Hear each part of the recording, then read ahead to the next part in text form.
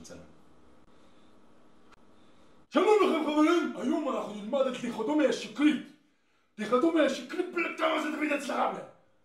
דיכוטומיה שקרית אינו כשל לוגי, שבו טענה, כשיש שתי טענות שהן קיצוניות. דבלת! שקט!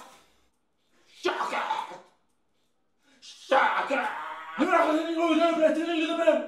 אתה אף פעם עושה כלום, תן לי לדבר! דיכוטומיה שקרית אינו כשל לוגי, שבו מציגים שתי טענות. שתי טענות שמציגים בלד.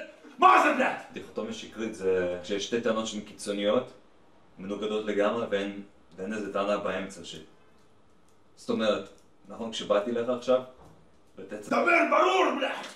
שגם אפשר דבר, תגיע לנקודה. תגיע לנקודה, סוכר.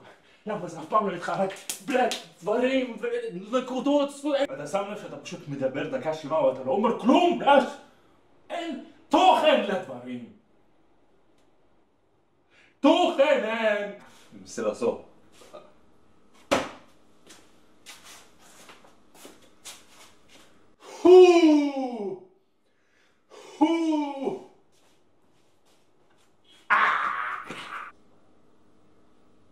זה כשל לוגי שאתה מנסה להסביר. בלד, אתה אומר, כשלים הלוגיים שלך, בלד, מה למי אכפת, בלד?